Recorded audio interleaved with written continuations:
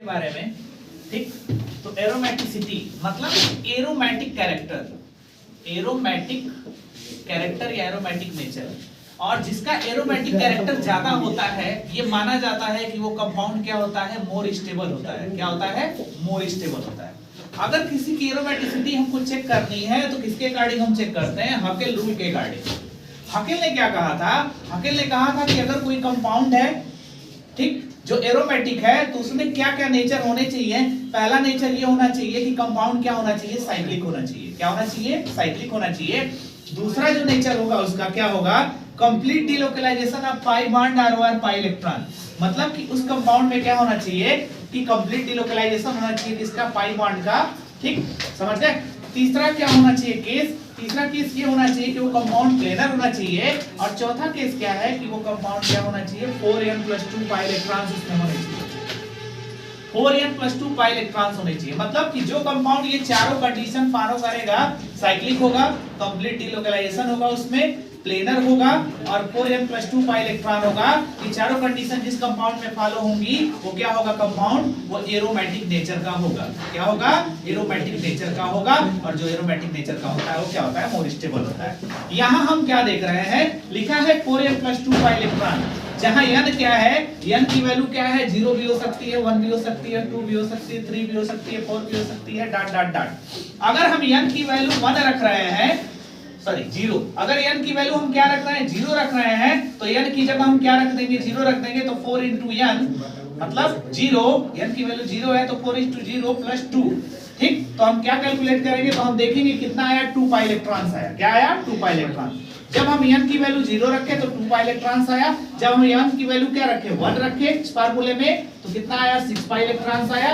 जब हम n की वैल्यू 2 रखे तो 10 पाई इलेक्ट्रॉन्स आया। जब हम n की वैल्यू 3 रखे फार्मूले में तो 14 पाई इलेक्ट्रॉन्स आया।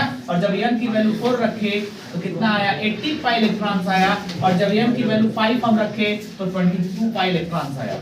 ठीक है, मतलब कि हम ये कह सकते हैं कि अगर कंपाउंड साइक्लिक हुआ, उसमें कंप्लीट डिलोकलाइजेशन हुआ पाई बॉन्ड का, और अगर वो प्लेनर है और साथ में चौथी जो कंडीशन है, मतलब कि इनमें से 2 पाई इलेक्ट्रॉन्स आ रहा है, 6 पाई इलेक्ट्रॉन्स आ रहा है, 10 पाई इलेक्ट्रॉन्स आ रहा है, 14 पाई इलेक्ट्रॉन्स आ रहा है, 18 पाई इलेक्ट्रॉन्स आ रहा है और 22 पाई इलेक्ट्रॉन्स आ रहा है। इस फार्मूले में n की वैल्यू रखने पे तो ये चारों कंडीशन जो कंपाउंड फॉलो कर लेगा वो क्या होगा? एरोमेटिक होगा। और जो नहीं कर पाएगा वो एरोमेटिक नहीं होगा।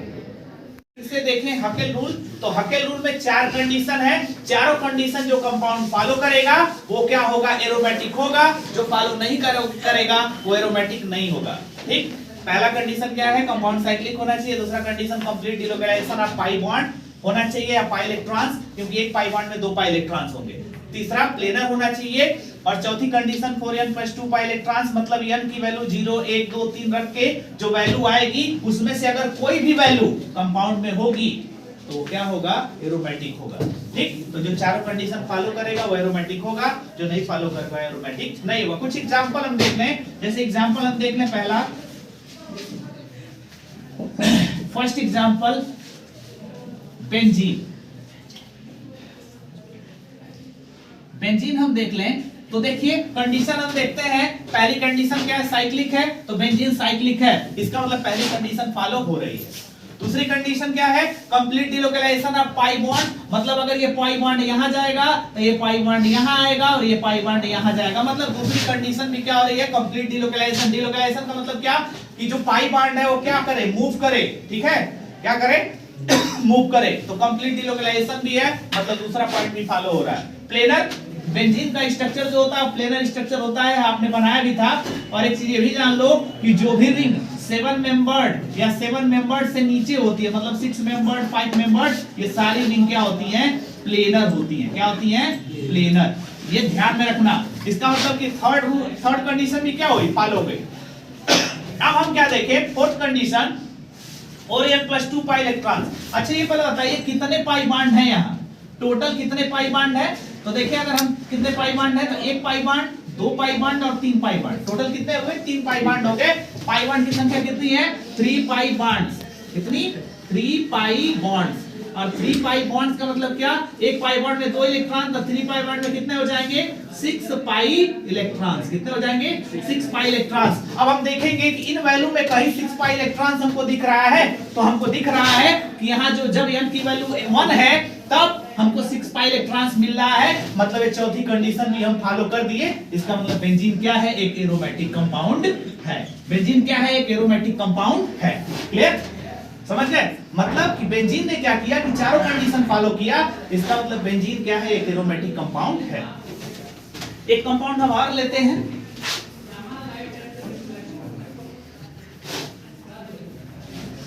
जैसे मान लीजिए हम आयनिक फॉर्म का एक कंपाउंड लिए दूसरा। अब हम क्या देखेंगे कि ये एरोमेटिक है कि नहीं। अब हम देखेंगे, देखिए साइक्लिक है, बिल्कुल है, साइक्लिक है ये। दूसरा केस अगर हम देखें तो देखिए यहां हम निगेटिव चार्ज को भी एक पाई बॉन्ड मानेंगे। क्या मानेंगे, पाई बॉन्ड या पाई इलेक्ट्रॉन्स मान लेंगे, 2 पाई इलेक्ट्रॉन्स।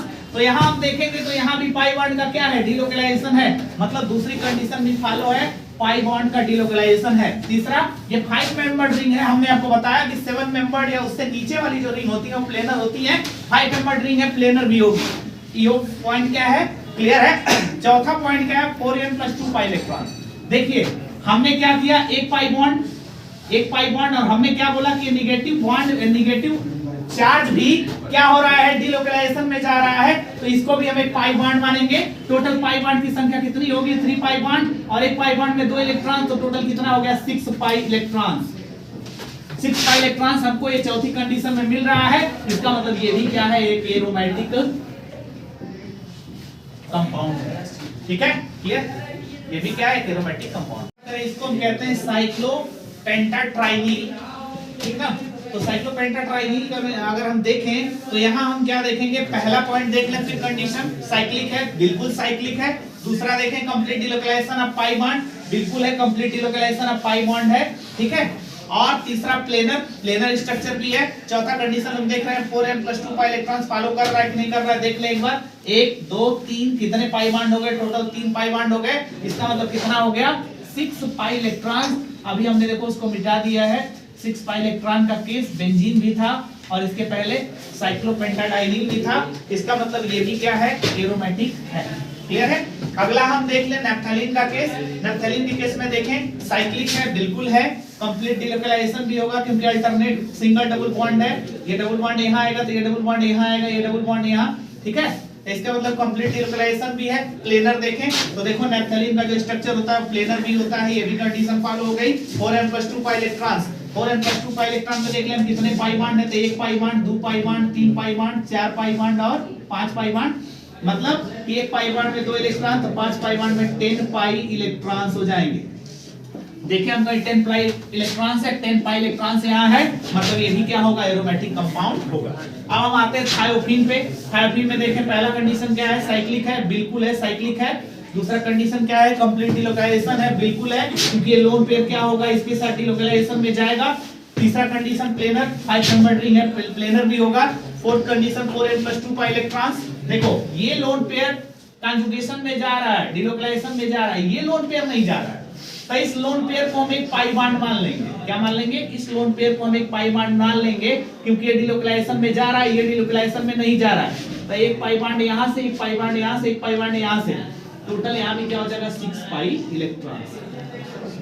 अब देखो एक हम ट्रिक आपको बताने जा रहे हैं, जब आपको कुछ नहीं पता होगा हकेल रूल के बारे में तब आप क्या करेंगे, तो सिर्फ आप पाई बॉन्ड काउंट करके बता सकते हैं कि एरोमेटिक होगा कि नहीं होगा। और इस केस में ऐसा जब आप कंडीशन चारों फॉलो नहीं करा पा रहे हैं और अगर ये ट्रिक लगा रहे हैं तो 99.9% ये चांस है कि क्वेश्चन आपका सही हो जाए, हो सकता है कि 0.1% चांस हो कि क्वेश्चन आपका गलत हो सकता है। इसके लिए आप करेंगे क्या कि अगर ये 3 कंडीशन फॉलो करा के जो हम ट्रिक बताने जा रहे हैं लगा रहे हैं, तब तो ये कभी गलत नहीं होगा।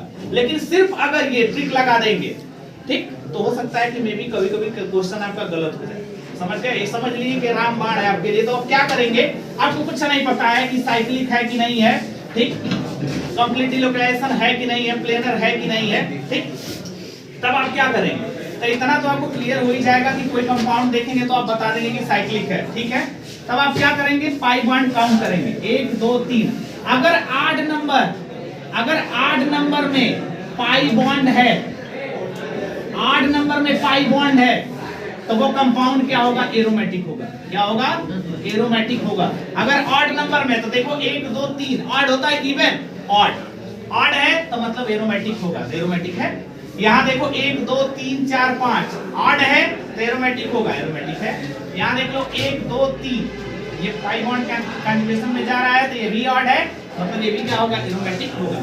ठीक है। और अगर ये तीनों कंडीशन आप फॉलो कराने के बाद साइक्लिक, कंप्लीट डिलोकलाइजेशन और प्लेनर, अगर ये आप ट्रिक लगाते हैं तो क्वेश्चन कभी भी गलत नहीं होगा। और अगर सिर्फ आप ये ट्रिक लगाएंगे कि आप काउंट करेंगे कि पाई बॉन्ड 8 नंबर में है कि इवन नंबर में है, तब मैक्सिमम केसेस में आपके क्वेश्चन सही हो जाएंगे, लेकिन कुछ केसेस में क्वेश्चन गलत हो सकते हैं। ठीक है। इसीलिए हमारा आपसे अनुरोध है कि आप ये तीनों कंडीशन फॉलो कराने के बाद तब ये ट्रिक लगाएंगे तो क्वेश्चन कभी गलत नहीं होगा। और अगर आप सिर्फ ये ट्रिक लगा देंगे, ठीक, तो क्वेश्चन सही भी हो सकता है, आपका गलत भी हो सकता है। ठीक, तो आप एक काम करिए, तीनों कंडीशन फॉलो कराने के बाद उसके बाद तब चेक कर लीजिए कि अगर 8 नंबर आप पाई बॉन्ड है तो एरोमेटिक, और अगर इवन नंबर आप पाई बॉन्ड है तो एंटी एरोमेटिक।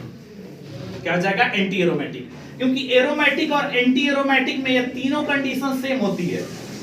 ये साइक्लिक होगा एरोमेटिक तो एंटी एरोमेटिक भी साइक्लिक होगा, कंप्लीट डिलोकलाइजेशन इसमें होगा तो एंटी एरोमेटिक में भी कंप्लीट डिलोकलाइजेशन होगा, ये प्लेनर होगा तो वो भी प्लेनर होगा। बस इतना ही अंतर होगा कि एरोमेटिक के लिए क्या होगा? कंडीशन 4n + 2 पाई इलेक्ट्रॉन, और एंटी एरोमेटिक के लिए होगा 4n पाई इलेक्ट्रॉन। ये चौथी कंडीशन जो है एरोमेटिक एंटी एरोमेटिक के लिए चेंज हो जाती है। एक चीज और, वहां n की वैल्यू 0 से थी, यहाँ n की वैल्यू 1 2 3 4 डॉट डॉट डॉट हो एंटी एरोमेटिक के लिए। ठीक है।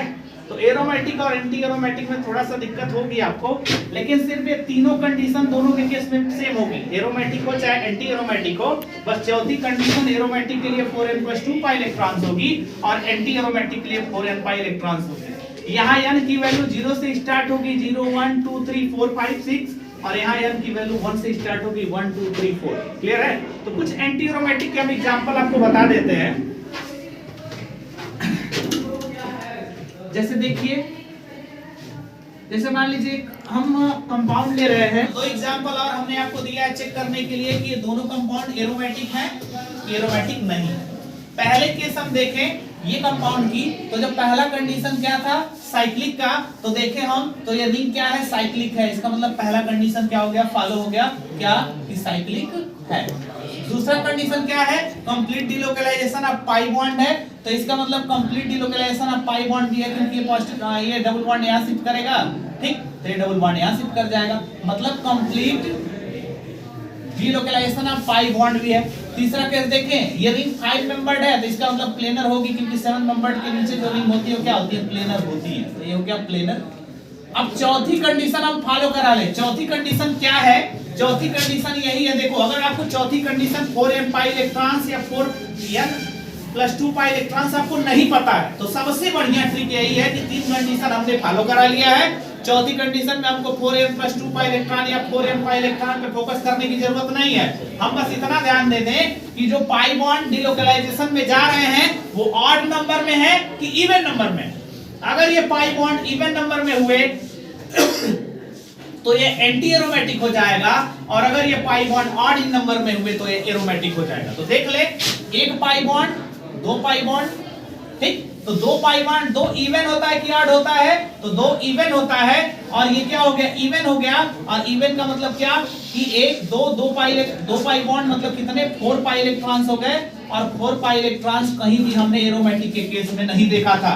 हमने कहा देखा था? एंटी एरोमेटिक के केस में। मतलब कि तीन कंडीशन फॉलो कराने के बाद अगर हम ट्रिक लगा दें कि if odd number of pi bond then aromatic, and if even number of pi bond then anti aromatic, तो ये क्या शो कर रहा है? 4n पाई इलेक्ट्रॉन शो कर रहा है।